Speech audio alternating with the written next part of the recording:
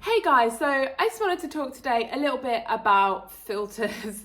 So, why I think they're so damaging.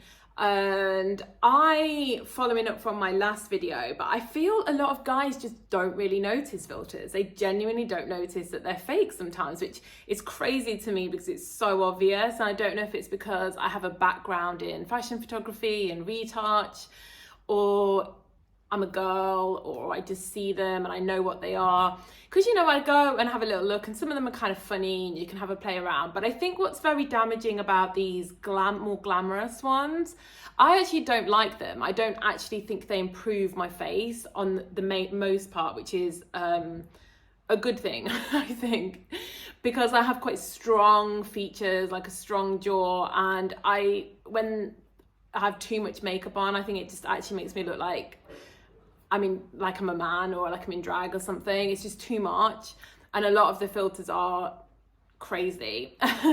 But I think that they do work on some people to make them look this perfect image. Maybe I'll put a few up on the screen because I was going to put them in my last video, but they probably would fit this video way more. As you can see, these add some crazy makeup because I was sat here with absolutely no makeup on, hadn't brushed my hair, just got out of bed, and all that makeup was added on in the app.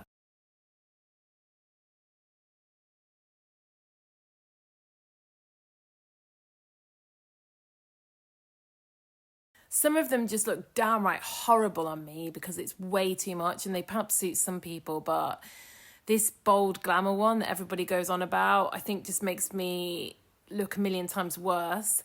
But there are some, like these ones coming up, where you start to look at your face and think, oh wow, my lips would look nice if they were like that, and my nose would look nice if it was that bit smaller and turned up on the end. And the damaging thing, I don't think, is the makeup, because that's something that if you really, really want to look like that, you could just apply the makeup, right?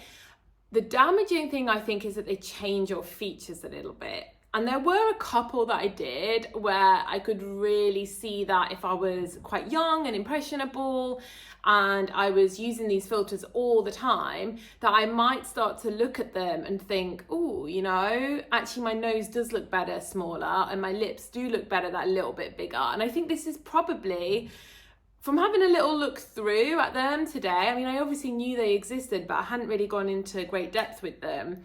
But from looking through, I can understand why people are having so many things done, I feel. And I do think it stems from filters. Because when you get the right filter and it does improve you a bit, like improve you as in, it makes you look, I don't know, some more glamorous way, then it's very easy to think, well, I could just recreate this in real life, because it's not just, like I said, adding makeup, it is changing your features. And yet you can still tell that it's you. So it's you enough that it's still you. It's got your same face shape, it's got your same eyes, it's got the same, some of them have different eyes, but the ones I was trying had the same eyes. But it tended to enlarge my lips slightly, and I have quite big lips anyway, but it made them really big and sometimes changed the whole shape. And it also changed my nose and made it smaller, which is something that every now and again, I used to model and then was a fashion photographer before I sort of dropped out. And I did definitely have a level of body dysmorphia. I definitely did. And I picked myself apart, and my nose was something that I always didn't like very much. But I guess I just accepted it because I know that I didn't want to have surgery and I didn't dislike it that much. And I just over the spiritual journey really learned to accept myself and just accept myself as I am, and know that this is me, and just embrace that. And I don't really have problems anymore. But I could see when I used this app and it made my nose this perfect shape, and it was small and it was upturned, I could see how, if this had have come about before I'd really found a much greater level of acceptance with myself, that it could have almost pushed me into having these kind of surgeries. I don't know if it would have pushed me into it, but I can see how it could push people that are vulnerable and have a certain level of body dysmorphia, which I actually think most women have not all, but I think most women do have some level of body dysmorphia where at some point we critique ourselves or criticize ourselves. I think it's just something that humans, women, that we are prone to. And for you then to be taking photos nearly all the time with these filters and seeing all the things that you might wish to change about yourself looking perfect, I think over time that could niggle at you to the point where you think, right, I'm going to go and get something done about that, and you try to almost emulate the filter look. And I do think this is what we have going on in society at the moment, and I do think the filters are kind of the root of it, because like I said, if you didn't see that reality, then it's just in your mind and you probably would just push it out and accept yourself and learn to love yourself. But when you are in the process of feeling very insecure about yourself, and then you just constantly can take photos of yourself with all these perfected features, I honestly think that it can push people to the point where they then want to go and emulate them in real life. Because also if they become popular online, they're going to go out into the real world at some point, right? So then they're not going to look like how they do in the photos. So then they're going to realize it's a big mismatch. And I honestly do think that these filters are a big root of why people are so unhappy with themselves, and there's such a drive to have all these procedures and things done. And if we didn't have these glamorous filters that change your features so quickly without even needing to edit them, that maybe people wouldn't be as drawn to change themselves, and they would be more drawn to embrace themselves as they are and accept themselves. I think after time it would make you think, well, why don't I just go get the lip fillers or the cheek fillers and the thing is, when you start that route, you're never going to be happy. Those things are not going to make you happy, especially if you have sort of body dysmorphia. It's something that we really have to fix within. It's not something that any treatment is really going to fix, you know. And I'm not saying that you should never ever ever get one if you've just got something and it's making you really miserable for a long time, and you've really learned to accept yourself, and then you still want to get it done anyways. But I think for people to be very, very insecure, have a level of body dysmorphia, and then be going on all these filters, it just isn't gonna fill that void that people think it's gonna fill. And I do think they are something that is quite a scary reality for society right now, in not being able to just accept themselves. And I think a lot of this started, I'm just going to end with saying this, because obviously I do have a background in fashion photography and retouch, and it's sort of interestingly, I realised, how it was so unhelpful for society and wanted to move away from that. And we didn't edit like this. When we edited models, it was mostly colour grading and makeup. We genuinely didn't edit anything like what is edited these days. And I think what else happened is cameras became more and more real. If you think about the early phones, they were not that detailed, they were not that real, and everything was a little bit blurry and hazy. So everyone was kind of happy. And then what happened was the phones became more and more real, and you would look at the images and think, well, phones and cameras, and you would look at the images and think, I don't look like that. You wouldn't almost recognize yourself because it was so unflattering, and it would pick out all your imperfections. So then they have to bring things in like blurs and editing. So, they make these cameras so real, so that then it's too real and it's too in your face, that then we have to go and find all these editing things to make people happy again. And I feel we've come so far with that editing side of things. This is nothing like what we used to do to fashion models. I will put that out there, nothing. With fashion models, you would colour grade. Don't get me wrong, I think celebrities had more done, but models mostly had colour grading, a bit of skin retouch, and most of it was done in hair and makeup. You didn't have what goes on now. There's way more. Your average Instagrammer edits about 100 times more than we ever would have done with fashion models. That's just the reality of it, certainly from my experience anyways.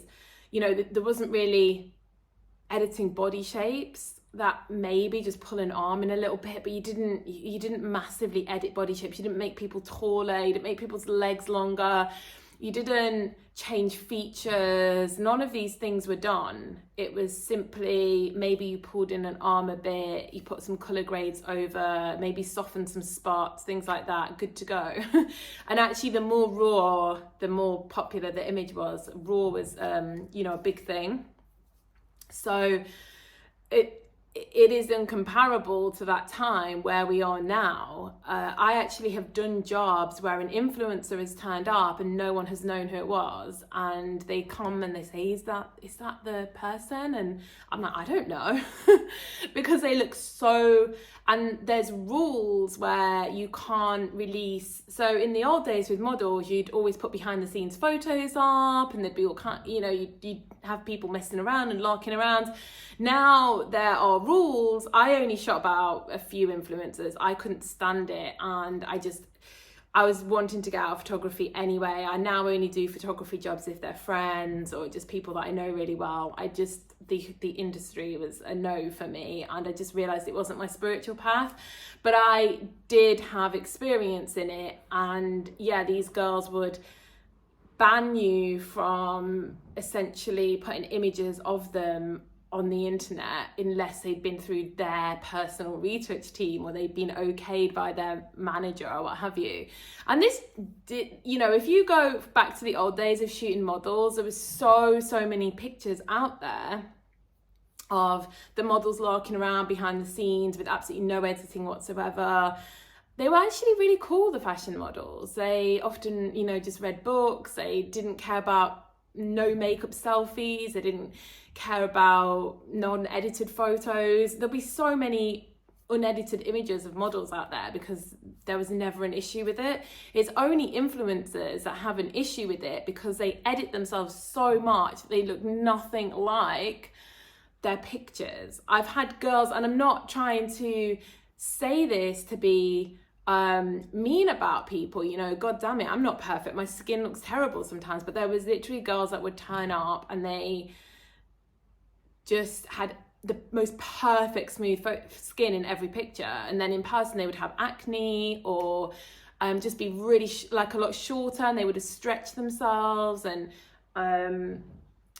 like the whole face shape was changed. And it's really hard for you as a photographer because then you have to try and you take in photos and you think, gosh, I can't take photos that look anything like their photos that they already have.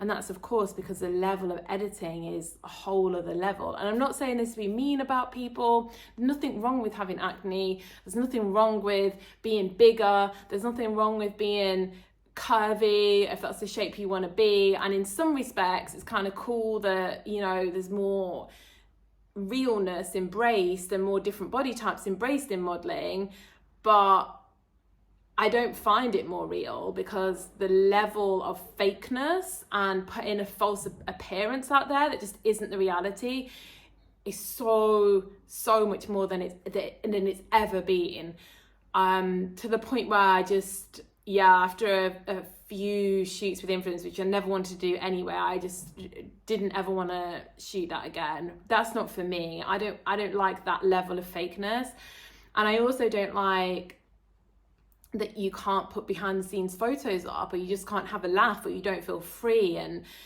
everything has to, even a silly behind the scenes photo has to be passed by editors, and it has to be considered that it's edited enough that it can go out. I mean, what a ball ache. What a ball ache. I hope that doesn't get banned, by the way. Does it? Is that a bad word to use? I don't know.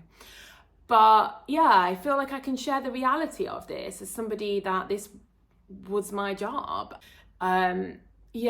Each to their own. If people want to have this stuff, it is people's choice, obviously. I don't want to say people can't and shouldn't have things done, but it's this fakeness that people, the whole point of influencers was that people wanted to get away from the fake modeling standards and make it more normal. And now there has never been so much fakeness ever, I don't think, in the whole history of mankind, or certainly not in this reality here.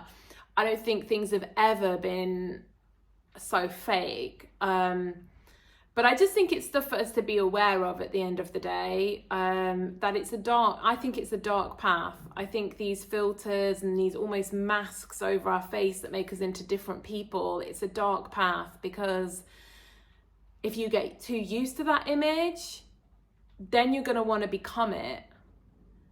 And at some point, there's that chasm of self-love has to be filled from within.